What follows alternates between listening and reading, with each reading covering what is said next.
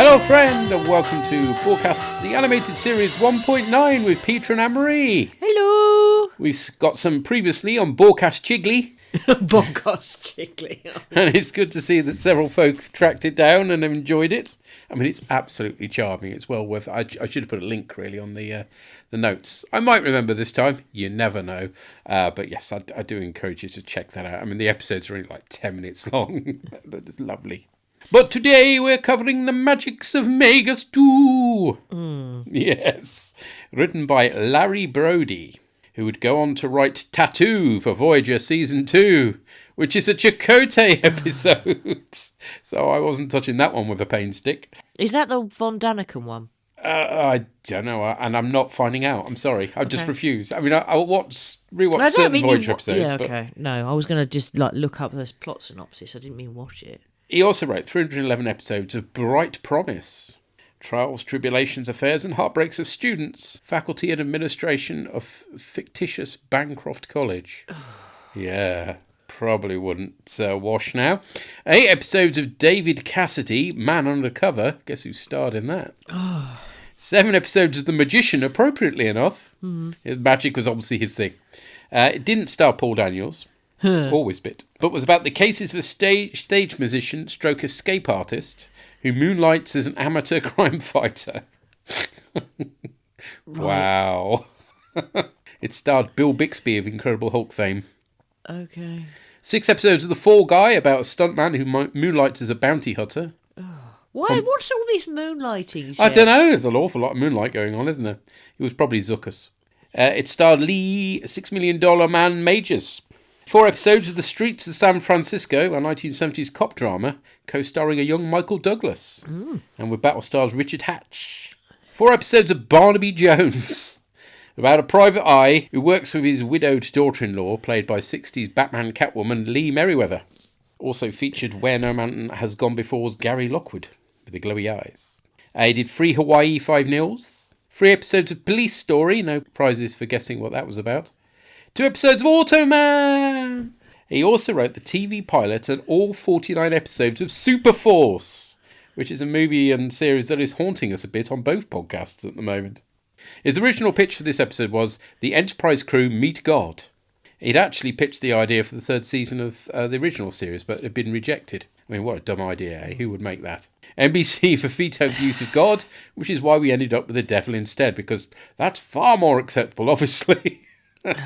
Apparently, Roddenberry rewrote all the dialogue of the episode, understandably disappointing Brody. Yes. Roddenberry. Yeah. Well, we might have had a better episode then. To be honest, it's not the dialogue that's the problem. Unless he wrote the line about, Jim, you saved the devil, which... Really? Anyway, let's get into the meat and potatoes, shall we, Bean? Captain's log, start date 1254.4. For years, scientists have theorized that if our galaxy was created from a great explosion, then the center of the galaxy might still be creating new matter. The Enterprise is now on a science mission to investigate. It's an awesome thought that we may actually witness matter being created. If we do, Captain, we may also encounter forces and phenomena beyond our understanding. This is one of the many occasions when they confuse galaxy and universe. Possibly. Because I mean, galaxies have centres as well, but yes, yeah, I suppose they're born out of the universe, aren't they? So yes. It probably ought to be the universe they're talking about. Rather the centre of the universe rather than the centre of the galaxy. Because we all know in the centre of the galaxy it's Cybok's false god, so they can't be visiting that. Right. Anyway. Oh, cheer up! Star Trek 5! Hey! Anyway, they're going to go and see if it's continually creating new matter. I mean, or not. it's a scientific mission thing. That's good. I like that, and there are competing theories. There is a theory that it's continually creating, but there's also the theory that it's now gone past that point and it's now collapsing, and then maybe perhaps be reborn again, and it might be some kind of yo-yo thing. Like for the first minute, maybe tops, it feels like it ought to be a proper Star Trek episode. Except that, I mean, I don't know whether they knew there were other galaxies at this point, but we know that there are other galaxies beyond our own. I suspect scientists knew that. I'm not sure that TV writers were particularly aware is the problem. Yeah. So then you've got Spock saying there could be forces, beyond our imagining. Now, that is logical in the same way as it's really hard to imagine what might happen if you actually went through a black hole. So if this is galaxies and planets are coming out of nowhere as it's being continually created from the centre of this thing, if that were happening, you wouldn't be able to understand the forces, and physics wouldn't operate in the same way. So that's fair enough. So what you get is the ship shakes and there's lots of pretty pictures on the screen. Well, yeah, I mean, it's a bit like a few fireworks blasting over a Jackson Pollock, really, isn't it? Yeah. It's not great, to be honest. No. The initial bit. I'm not sure why the colourist went for Pooh Brown as a palette either. Blimey. I mean, things improve when they drop into the other dimension. We get lots of colour then, and it looks a lot weird and wacky. But to begin with, it's a bit... Really? That's all you could come up with? Yeah. So they're in a matter-energy whirlwind. Emergency reverse power doesn't work, so they head for see if there's calm at the centre of the storm, and they make for the eye of the storm. That's all fair enough. And when they get to the eye of the storm, Scotty says everything can be repaired. Spock finds it all fascinating, which I think is fair enough. And we're right in the centre of everything. We're not in time or space.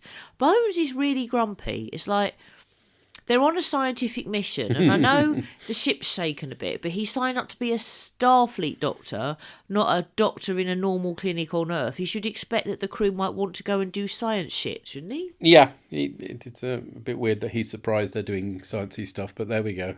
Yeah, I find that a bit odd. But then he's not McCoy if he's not complaining, I guess. So. Yeah. All the chronometers have stopped. The natural laws that they're used to don't work, so therefore life support stops. Why would equipment stop working? I don't know. Anyway. Yeah. There's no battery power. Nobody can breathe except Kirk, who's completely fine. Yeah, all the other actors are like... and Shatner's just delivering his lines like normal. Lazy kid. And also Spock would be less affected. Yeah, but no, it's Kirk that's less affected because Shatner can't be bothered to act for a cartoon. And then I'm not sure whether it's...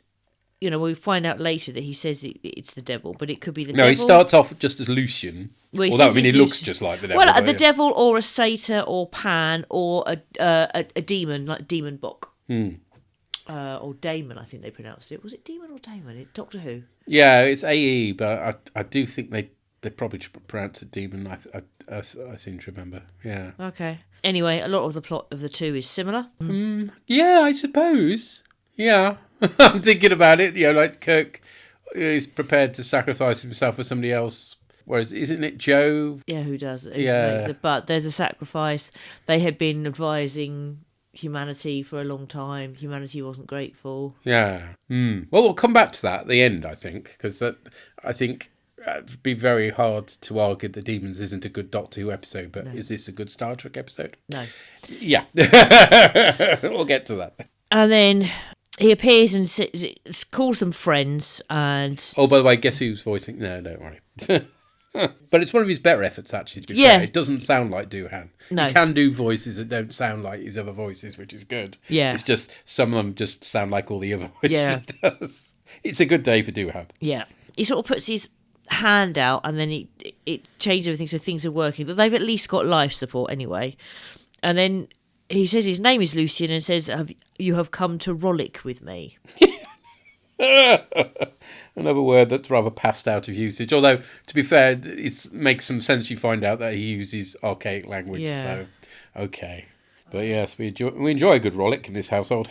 You see a planet that looks like a sweetie. Yeah, it does. I remember that there was particular sweets like that. Yeah. And they land on the planet, and McCoy's got a face full of dust and says, if only I had my tricorder, which he's wearing. Yeah, he's got the strap in that bit of animation. And then he hasn't for the rest of it. So I was like, oh, really? Really, you lazy gits? Oh, and the look on Arix's face, particularly when the big three disappear, is like, ooh, it's brilliant. And then he says, children will play, and then briefly there's a baby. Yeah, I don't understand. That's a weird bit that doesn't lead anywhere. No. He says, welcome to Magicks 2. They're on, and he talks about how they're all using magic. And he says, that's the power here. All the women could apparently be as beautiful as they want to be. Oh, for fuck's sake. Women can do other things. Oh, they can attract any man they want. Not every woman wants to attract a man. And not every woman wants to attract anybody anyway. Yeah. Sometimes we've got better things to do. And then if they want to, of course, because they can look at the trap if they want to, that doesn't mean anything. So then they have to use love potions. It's like, really? 2 episodes in a row we get love potions? At least the rest of the episode doesn't mention that then. But, I mean, it's another really, a long walk down a very short pier to nowhere, isn't it? Yeah. It's bizarre. And if you want anything done, you get your sorcerer contractor, who of course is male, because they say he and his all the way through. Yeah. I like that. The effects for that's quite fun. And again, they do one of those nice panoramic views across Vegas too, which is nice.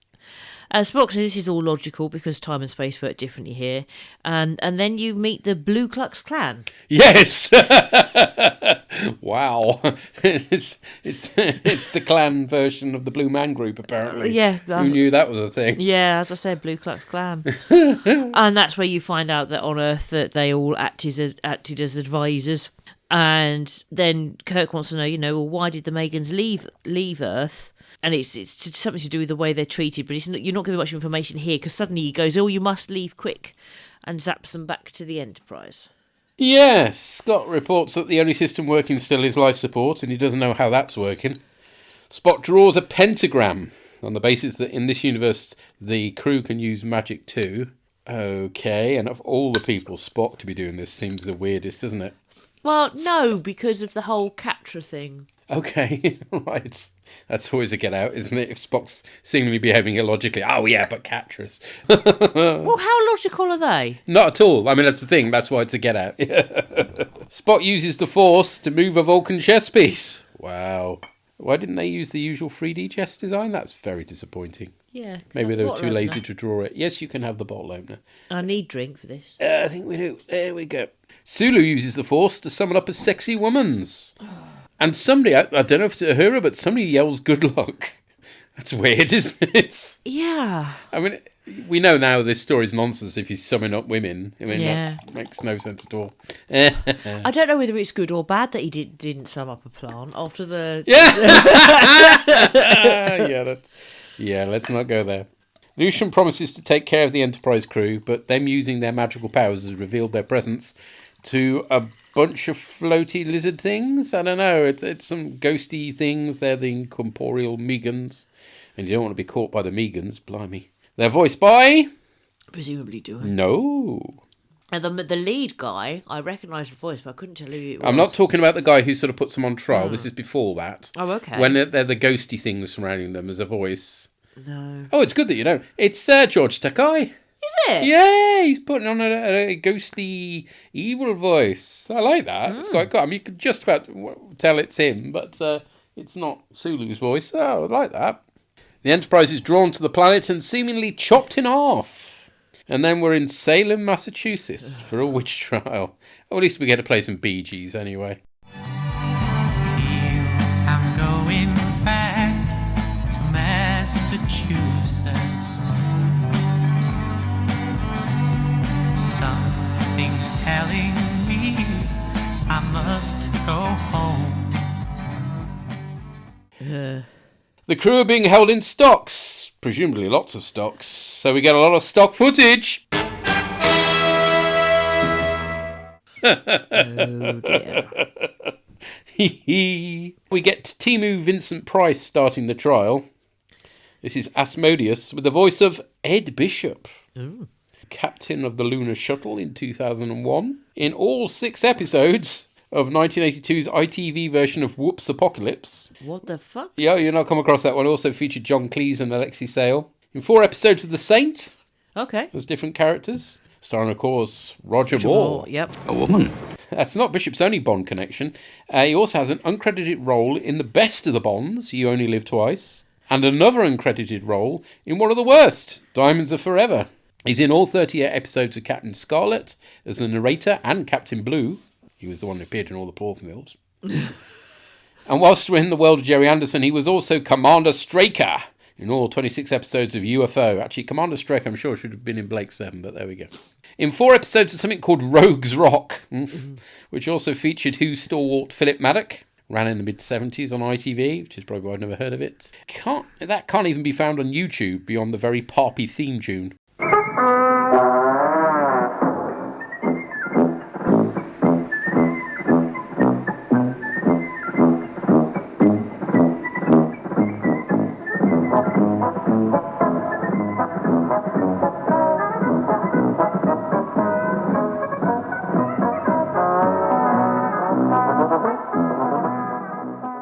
He's in 2 different roles in 2 episodes of The Professionals, which we watched not so long ago, so you might be recognising him from that. His voice, anyway. In an episode of It Ain't Half Hot Mum, which we won't dwell on. No. And 1 episode of Now for Nookie, a Nookie Bear series, and let's not go there either. Oh my God. Google Nookie Bear if you dare. No. but not at work, all right? No. And then clean your browser history. Yeah. Oh my God. Ventriloquist. Oh, no. No. No. Oh God. 70s. And now for Nookie. And now for Nookie is what they call it. Oh my God. And I mean, that guy was, I can't remember his name, and I don't care that I can't remember his name, but he was so skeevy, wasn't he? Oh, just wrong. Anyway, let's get back to the Star Trek. We get a flashback with no visuals, just the planet Earth and the previous shot of the clan-like Megans, which is unbelievably cheap. The Megans were rejected for being sorcerers and burned at Salem. Right, okay, so I'm not sure rewriting history so the poor victims of the witch trials are now painted as actual magic users is particularly respectful, really, to be honest. Talk about rewriting history to make yourselves look better. Blimey. Spock volunteers as counsel for the defence since he's not from Earth, so he shouldn't be on the trial in the first place. He calls Lucian, asking him why he doesn't fear humans. Apparently it's because we share knowledge. Wow. Next up is Kirk, who offers the records of the Enterprise, including the existence of the Prime Directive, as proof that humans have evolved to be less violent. Does this seem familiar to you? It's Encounter at Farpoint, everybody, but at least this one's only 20 minutes long. And doesn't involve, what is it? Something in gratitude, isn't it? Oh, yes, when the jellyfish. Jellyfish get, not Troy's finest moment, is it? No. But hey, it's a pilot. We give it some leeway for that, but I'm glad we'd have to watch that. Didn't we do that for Halloween one year? That was like our scary podcast was doing Encounter at Farpoint because we weren't doing the first season originally. Well, you never did. But you did do Encounter at Farpoint. Yeah, I did. Oh boy, that feels like a long time ago. Well, it was. Well, it was a long time ago, yes. I actually had an email from somebody the other day that said, you've done more episodes than many other people. Can we support your podcast? And like, no, I think we're doing fine. Thank you very much. Yeah. We're carrying on being random. We don't need any help with that. Unless you got some insider information on the making of Chigley, we're not interested. I've yet to have a reply. In a bizarre bit of animation, Asmodeus magics up pages of text and film cans. For some reason, which is supposed to be representing and presenting the information from the Enterprise to his fellow Megans. Because, I'm sure the Enterprise is full of film cans.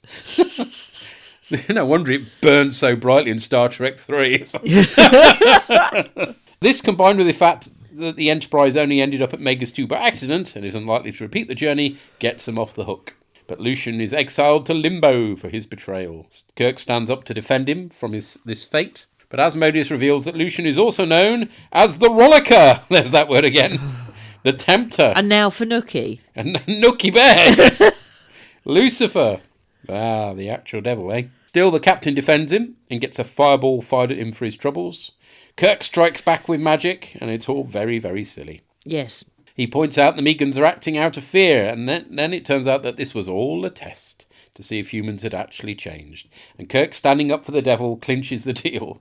And the devil gives our heroes pints of beer to toast their success. Nice. I mean, okay, that bit's nice. Yeah. We close with Spock congratulating Kirk for saving the devil. Right. I think we may have misunderstood what the devil's about here somewhat. I have theological problems with this episode. I mean, a lot hinges on whether, Lucian is the actual devil. I mean, having Satan turning out to be just misunderstood magic dude who could be successfully defended by Kirk is theologically problematic, I think. I mean, it would work if they did it that he was mistaken for the devil. Yeah, which is what the animated series commentary book says was the Yeah. intention, but doesn't come not across come like across, that. no. And this is where we bring up the demons, because it is made quite clear that he isn't the devil in that. He's an alien Yep. who was mistaken for the devil. Yeah. Here, it's not... The waters are very muddy, particularly when they start giving him all the other names of the devil. And it's like, hang on a minute, are you trying to say he is and he isn't? Ugh. Duh. On the other hand, if it is just a powerful alien that was mistaken for him by the Puritans of North America, that's like, godlike aliens that we've seen before. I mean, Cat's Paw isn't a million miles away from this, for instance, in the original series. But the problem is, as I say, the writing doesn't make it clear whether this is the actual devil that we're dealing with or not. And some of the dialogue indicates that it is, and some of them possibly not. Yeah. Plus, as the way the crew react to having magic powers is far too childish to fit with the original series, particularly Sulu summoning up a woman's. I mean, that's just wrong in so many ways. And more seriously, rewriting the history of the witch trials so they're no longer the result of evil human hysteria is appalling. Yeah. Absolutely appalling. So, is it cannon or balls? Or Spock's balls. Or Spock balls, yes. Rock on, Tommy, you'll do for me. His brain is gone. This is definitely, for me, the first episode we covered. I want to discount from continuity. So Yeah. it's balls. I don't see where it fits, why it's needed. Yeah. So the whole thing about Spock's balls is that is if it's shit, but you can't deny it fits. Yeah, this doesn't fit. This doesn't fit. They're using magic, for heaven's sake. And they actually... I mean, again, they could have said, oh, well, it seems like magic, but that's actually the reality of the weird dimension we're in. But they never say that at any point. They just constantly say, yeah, we're using magic. Yeah. To summon up our sexy womans. Oh, God. Yeah. Oh, this isn't right. This isn't Star Trek. I'm sorry. No, it isn't. The Doctor Who episode is way better. Yeah, the demons is far. I mean, some people have problems with that because, again, it's kind of like, there shouldn't be magic in Doctor Who. But to be honest, it's all explained very neatly that this is a super powerful alien, so that's okay. And all these things that, the Doctor keeps making the point that, and you've got, what's her name, the White Witch? Oh, Mrs. Honey. Oh. No, Mrs. Honeymoney's bloody Trumpton again, isn't no, it? Yeah, you're going to Chigley. No, I can see her face and she has slightly bucked teeth. She's wonderful, isn't she? And she's fantastic. And the actress died not that long ago. Yes. Oh, Doctor Who fans are now screaming at us. So this will be a bit where the editor and me will say who it is. So the character was Miss Hawthorne, and she was brilliantly played by Damaris Heyman. Bottom line is, anyway, that Demons is far better than this. I'm sorry. Yeah, this is poop. It's really bad because in Doctor Who, you have the Doctor and more than one Doctor, as in the actor playing it, more than one Doctor, saying that science to someone who's not sufficiently advanced will look like magic. And that's how they approach it in Doctor Who. They could approach it that way here. They could have gone down that line. And once or twice they sort of seemed like they were going down that line, but then again they just kept talking about magic and So that's... And the idea that Lucian says, oh, it's magic, if he's a bit of a trickster, fine. But Spock shouldn't never I mean, that's the other problem. Summon the shit on the chessboard thing. They're not making out as a trickster in this. They're making out that actually he's a nice bloke who's somehow misunderstood by those Puritans. Which, I mean, everybody was misunderstood. Yeah, exactly. The Puritans misunderstood including everybody. the Puritans. Yes, indeed. But you can't then say, well, this is also Lucifer and, Rollicker and all that. It's like, well, look, he's either Lucian who's been mistaken for all these people, or he is the people, and oh dear. Plus, I mean, they couldn't have gone any more on point with the design, could they? I mean, he's so beefed up. Every time he moves, all his muscles have to rearrange on his body. Yeah, it doesn't make any sense, and it could. Yeah. And they could have got away with it. They could have done, but they didn't. And all the whole sort of all the women do is look beautiful and want men. And it's automatically assumed that all the people, you summon your sorcerer and they all must be male. Because clearly what the women want to do is summon... As soon as summons a woman, that doesn't work. Yeah. And the whole magic shit, or the idea that perhaps on the planet they can use those forces, if that makes sense. Because maybe, for example, gravity works differently or something, fine. But I find it weird they can do it at the Enterprise, and I find it weird that Spock will go, look, I can do chess with telekinesis, of all the things to try. Yeah, that's weird.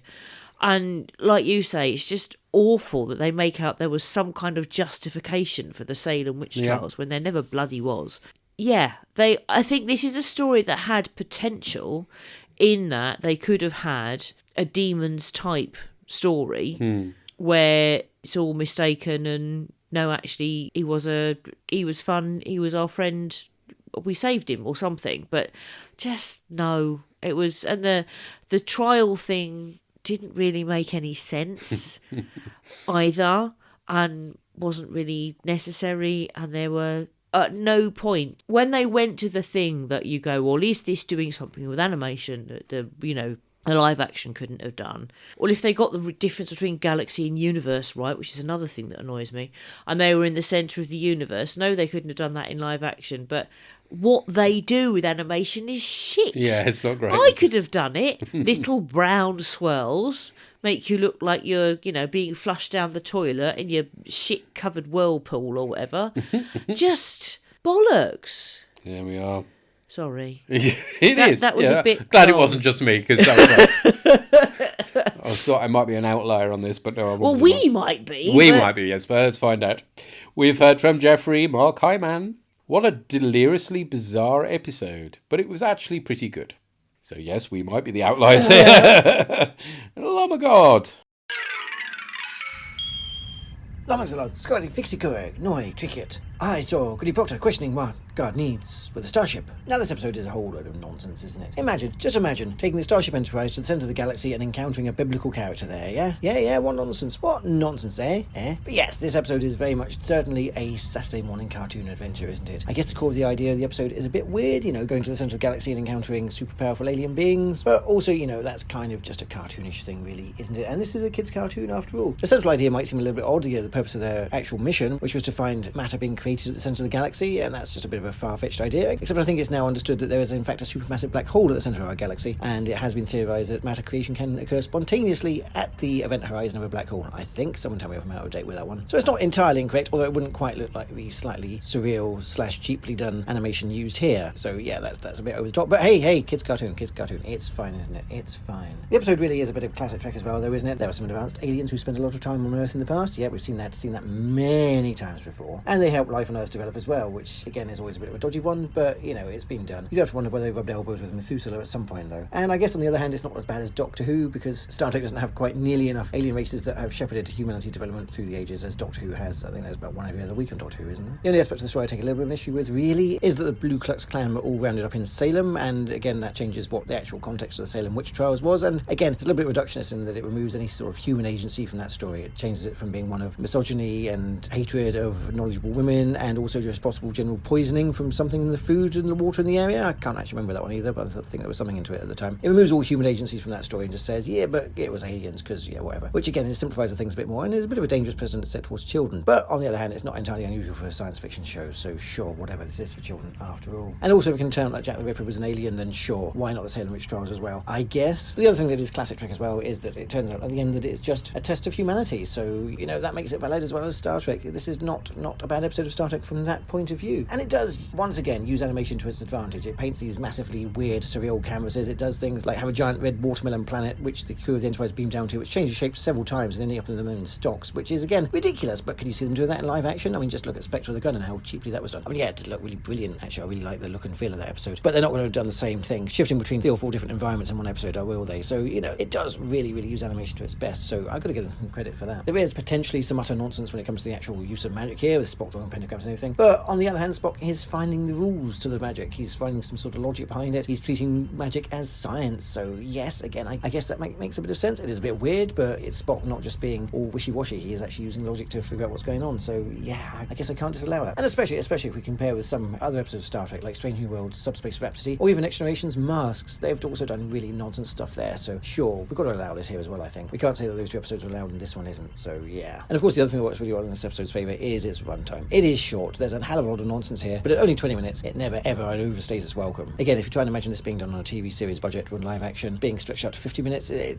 would have gotten way too bad, way too quickly. So yeah, it really does work in its favour again. And also, if it had been live action, it would have gotten really racist. One thing that Joe pointed out is that Lucian is brown. It's like, is that because he's evil, the devil? Is he brown skinned? I don't actually know if they're actually being racist here, or whether they were just trying to colour him brown because it's basically horse goat legs, so they're brown. And so being Filmation, they coloured his whole body the same colour because, they're cheap like that. Was slightly disappointed he wasn't pink like all the other aliens are in this series, because a bright pink satyr would have been something to behold, but there we go. I don't think they were being too racist there. I don't think anyway, but again, hopefully being corrected. So yeah, as ever, as with all these animated series episodes, it's a bit weird, but it moves along fast enough to not ever be not fun, and yeah, I kind of enjoy this one, even though it was a little bit weird. The question, is it canon or is it balls? I mean, it's canon, isn't it? If Star Trek 5 can meet God at the centre of the universe, and this episode featuring meeting Lucifer at the centre of the universe, and also it kind of explains why Kirk isn't really too fussed and happily goes along with, at the end of Star Trek 5, because I think that's because some of the film's missing, why Kirk goes along with Cyborg taking the Enterprise to the centre of the galaxy. I guess he's just hoping they'll meet the McGanns there again, and that they'll sort it all out, and he's probably a bit disappointed when he doesn't. So yeah, as ever, we're looking forward to finding out what anyone else makes of this. I hope that everyone else remembers that all they need to do is believe, and until next time, glory to you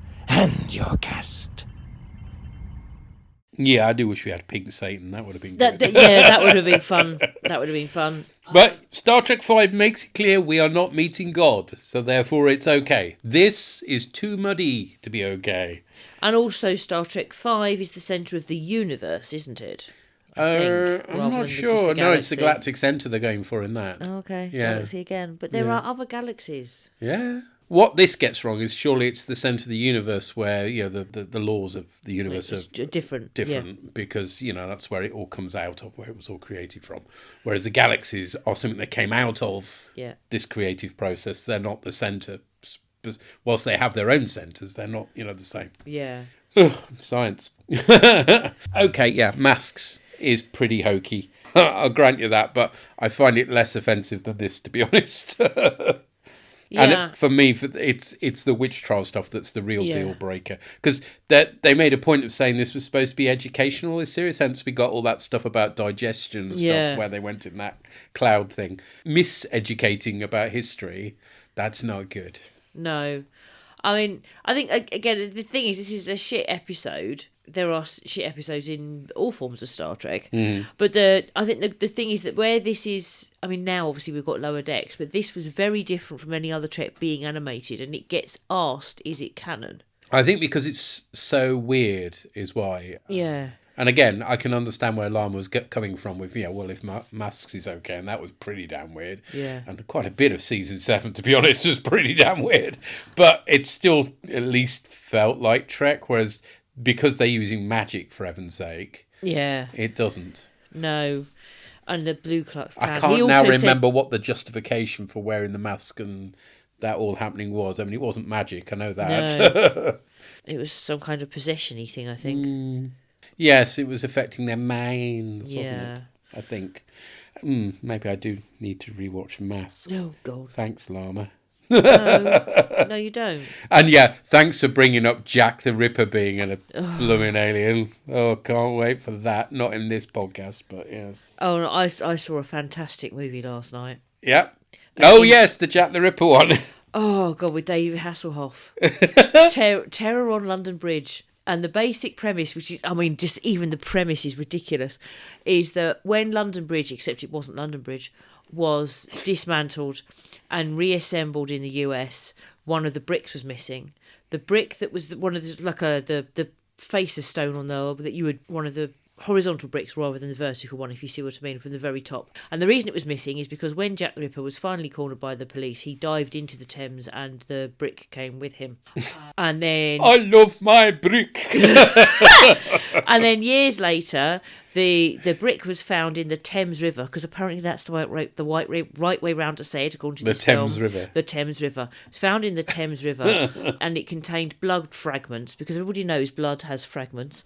And as a result of this, so then the supposed Lord Mayor of London comes to present this missing stone, and when it gets put back, Jack the Ripper comes with it. And then therefore starts terrorising people in the US. Wow. Well, I think that's slightly worse than Jack the Ripper being an alien. Jack the Ripper being a brick. No, he's a sort of he's some kind of a haunted blood fragment trapped in a brick or something. Yeah, I mean, that makes it so much better. Yeah. Oh, it was fucking awful, but hysterically so. It was. Yeah. And the name of that film, if people want to check it out, Terror on London Bridge. It's called something else in the US. What did you watch it on? Prime. It's There free you on go. Prime Free at the on moment. Prime if you really want to waste your time. But if any They should have that as their... catchphrase. Yes, they should have that as their catchphrase, shouldn't they? For those in the United States mad enough to want to watch the shit film I've just described, it's got another name in the US, but if you put Terror on London Bridge into IMDb, it gives you the name that it was known by in the US. No, if you're really unlucky, I may even have looked that up for you as well. Okay, the film is actually called Terror at London Bridge in this country, and in the US it's known as Bridge Across Time. Ooh. Yeah, if you're mad enough to want to fucking watch it, I mean, it's entertainingly bad. There we go. And the Hoff spends the entire time with his shirt unnecessarily unbuttoned. So it's the Hoff versus Jack the Ripper, yes. the face-off you always wanted to see. Basically. I'm sorry I missed out on this now. Ooh. Maybe we should speak to Lee and get it on the docket for the Black Dog. And they're doing Indefinite Weeks of Horror. Yeah. There we go. Well, shall we find out what Purry thought? Yeah. Whether he feels happy to consider it canon. Orgs, Purry here to talk about the Magicks of Magus 2. Do you remember that Star Trek episode where they travel to the centre of the universe and meet a godlike being? No, not the one where they sing Row, Row, Row Your Boat and Uhura does a fan dance. The other one where they meet actual Satan and have beers with him and do magic. Yeah, Star Trek 5 reference. Look at that. This one I was looking forward to. I remember this last time I watched the animated series. This one's bonkers. They travel to the centre of the universe, learn magic, meet actual Satan. That was a common Roddenberry thing. He was keen on that, of having gods and whatnot come back and turn out to be advanced aliens or machines. Originally V'ger in Star Trek the Motion Picture was meant to be God coming back demanding people worship him. Obviously, because no one was paying attention for the animated series, he got to get away with at least actual Satan turning out being an okay guy. But yeah, they basically travel to the centre of the universe, and we do get a lot of padding on swirlies and whatnot. It meets Satan, and then learn magic. Basically, Spock works out how to do magic. They start magicking stuff up. The funny thing about this one was my son was actually in the room when I was watching it, but he was playing the computer, and every so often I'd describe something that's happening and he'd think I was making it up. So it kind of went, now Spock's drawn a pentagram and is trying to invoke dark forces. And he'd go, no he isn't. Oh yeah, he is, yeah. Oh, now they're having beers with Satan. What do you mean they're having? Oh yeah, they're having beers with Satan. I mean, ripped Satan as well. He does not miss Abdi. Not an ounce of body fat on the chap. And we even have, no one ever said it, but Kirk literally has to play devil's advocate to save the day, because he has to defend Satan in a trial, and yeah, I can't help but feel that's got Roddenberry's paws all over it, although it could be something to do with the other writer. But the thing I like about it is it's just bonkers. Like, at the end of this, they nap off, they've met, can you imagine the captain's log for this? We flew to the centre of the universe, met Satan and learned magic, but obviously it only works in the centre of the universe, and they're like, yeah, I don't know what you're on, Kirk, but seriously, we're doing a med screen or something on you. That said, quite funny if Cybok in Star Trek 5 had said, oh yes, we're going to the centre of the universe, and Kirk and Spock said, oh, we've been there, yeah, met actual Satan, had some pints with him, decent chap, lovely bloke, yeah, you should definitely go there and meet him, but not on my starship. But yeah, for all that this one is, I wouldn't quite call it an incoherent mess, but it's definitely a bit out there. I had a lot of fun with it just for the sheer bonkersness of it. So, I mean, is it canon? You technically have a canon conflict with Star Trek V in that both of them have them flying to the centre of the galaxy, rather, not the universe. I think I've said universe the past while, but centre of the galaxy. But I like to think that it's just a different centre of the galaxy. Every galaxy has a north. I don't know. And yeah, I like to think that this and Star Trek V can live in harmony side by side, with both times flying through a great barrier to the centre of the galaxy to meet some godlike being. So yeah, I thoroughly enjoyed this. For all that I couldn't ever call it a quality piece of entertainment, it was a lot of fun, and surely that's the point.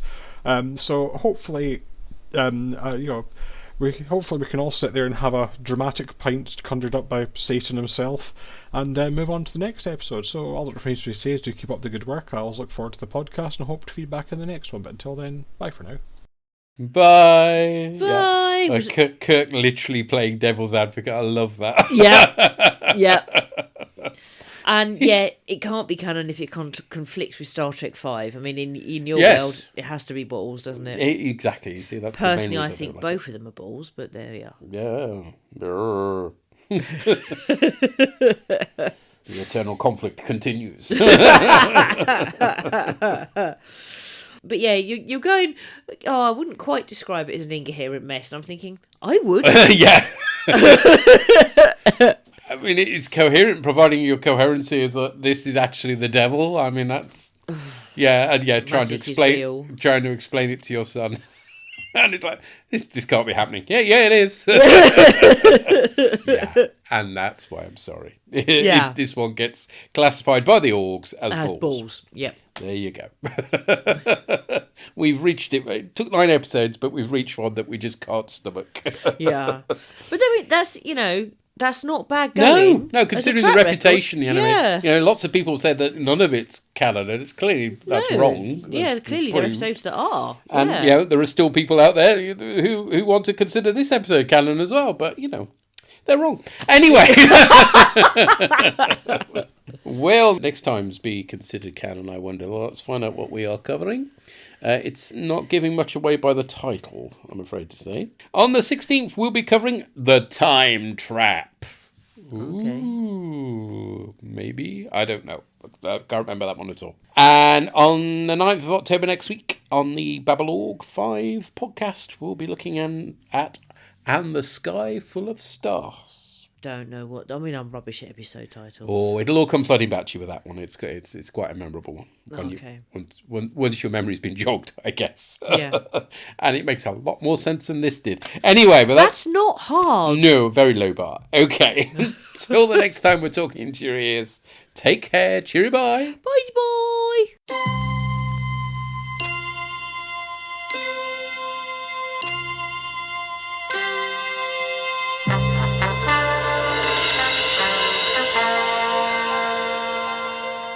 Theme for Star Trek The Animated Series was written by Ray Ellis and Norm Prescott. Any music used in this podcast is for illustrative purposes only, and no copyright infringement is intended. Find our website at borgcast.libsyn.com. We have a Facebook group which you're welcome to join. Send emails or MP3s to borgcast@gmail.com. Find us on Blue Sky at broadcastammo.bsky.social and revorg.bsky.social.